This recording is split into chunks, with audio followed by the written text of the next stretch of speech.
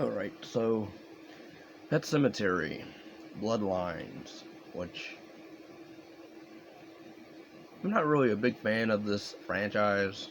To begin with, the first one's fine for what it is.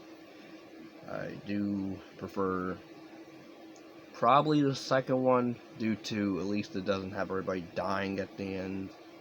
Whereas all the rest, everybody dies. Except for this one, where although one character in this we never ever hear from again, so they might as well just kind of killed that character off, but nope.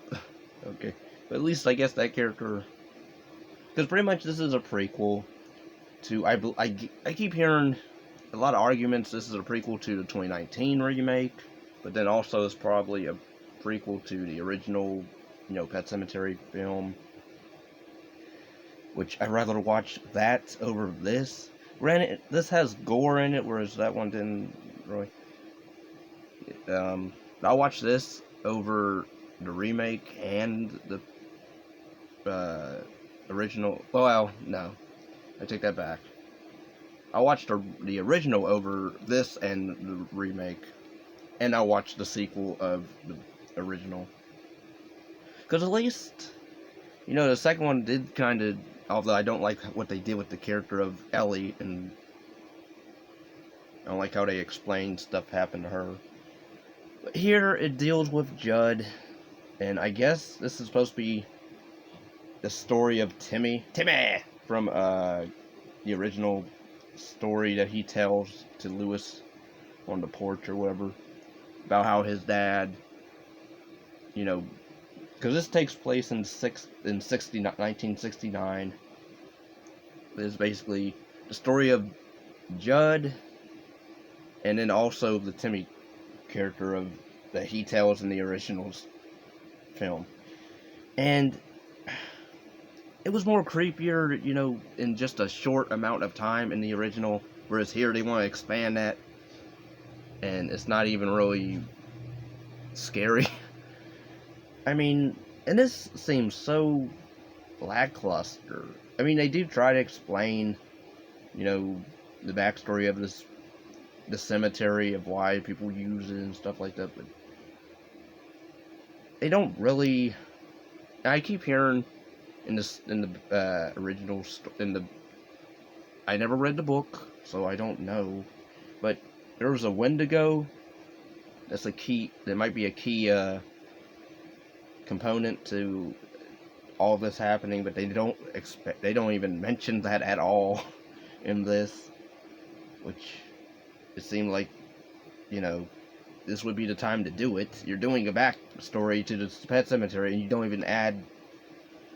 They do just the generic. You bury somebody in the Pet Cemetery, they come back different, evil, zombified, demonic, possessed, whatever, and then they go on a killing spree. And that's basically it of the movie. I mean, they try to do an it thing with this, where you have childhood friends of Jud and his other buddy, and then the Timmy character. So they do try to build friendship somewhat of that, but I didn't really care, really. And they don't ever mention this one character, the Indian buddy, because he ends up spoilers. Because everybody, pretty much Jud survives, and his Indian buddy survives, which, really, I would have liked to have followed the Indian siblings, him and his sister, more. Because I liked their dynamic, I liked their relationship more than I cared for Jud and his girlfriend. Granted, his girlfriend's played by Natalie Allen Lind, who, if you don't know, she's from the short-lived, decent TV show, The Gifted, which was a take on the X-Men, without the X-Men in it, really, but I liked that show. I liked her in it. And she does fine here, but she's kind of given nothing to do. She just plays a generic girlfriend who gets pretty much outed. She doesn't die, but then it's like, well, what happens to her character later down the line? Because, she survives in this, but she's not heard from ever again. She's not mentioned, I don't believe, in the original. I guess she dies at one point, or maybe they break up, and But I don't know with that character. That's what kept bugging me the whole time. Like, they introduce these characters that don't ever get mentioned in the later movies. I couldn't even tell this was in the 60s, matter of fact, so. But yeah, this is just generic. It is directed by Lindsey Anderson Beer, which I guess she's a big fan of the book, and she does try to make it her own, so I can't really fault her for that. But I love how, the Wendigo thing, which is a key component, or a key, thing in the book, I would assume you want to add that to this, or at least, add small elements of it. But no, you don't do that. You just bypass it. And the editing in this is kind of odd, where stuff just, we cut to another scene and then to another scene.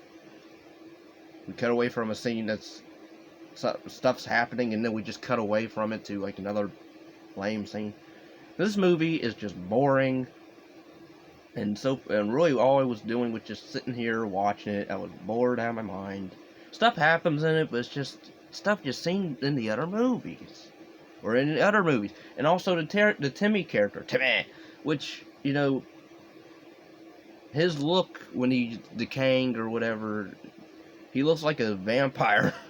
He looks like one of those people from 30 Days a Night, which he kept reminding me, because he's able to teleport like Jason, and he appears here and then also here, and he doesn't, even the hospital scene in the trailer with the girlfriend, I forget her name, wasn't it Nadine or something? Or something else, but the blonde girlfriend, the hot blonde girlfriend. It's just, maybe because I'm not a fan of this whole franchise to begin with. I'm not really invested, and I just did not care.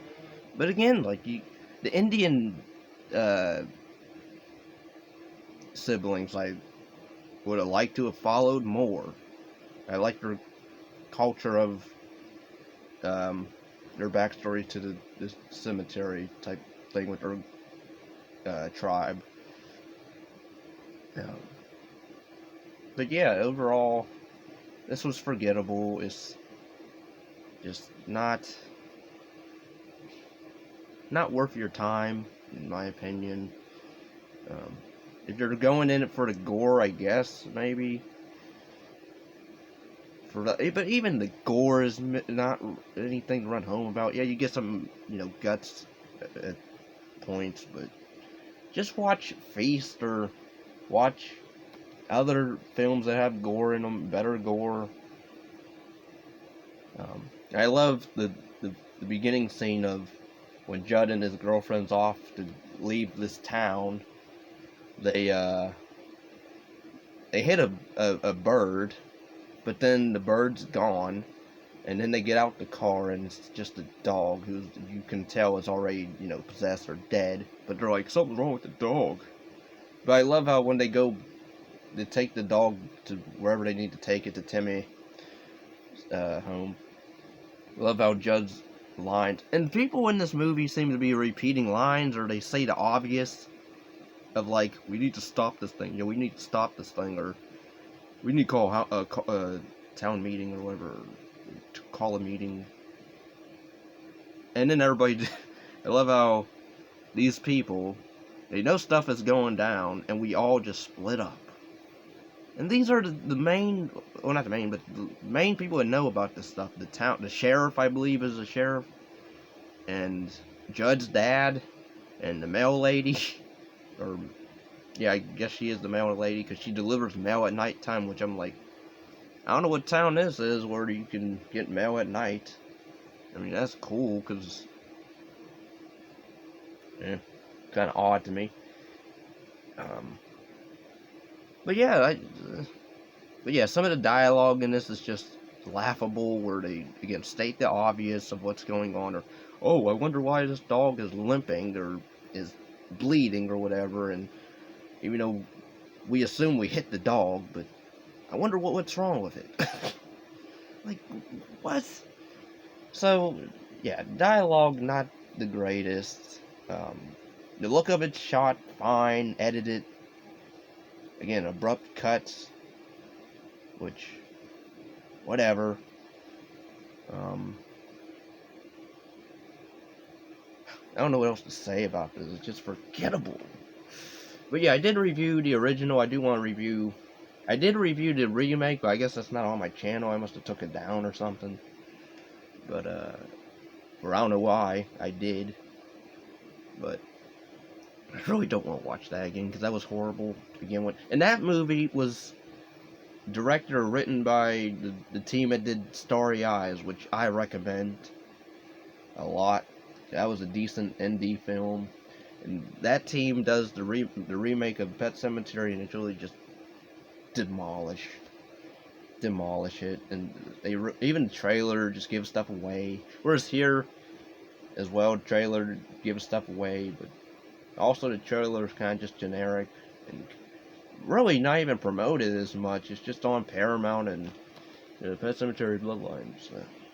So yeah, let me know your comments down below if you like this one, if you like any of the films, if you read the book, if you prefer the book over the movies. Let me know. And if you want me to review the others, because I do and plan on doing that at some point. So yeah.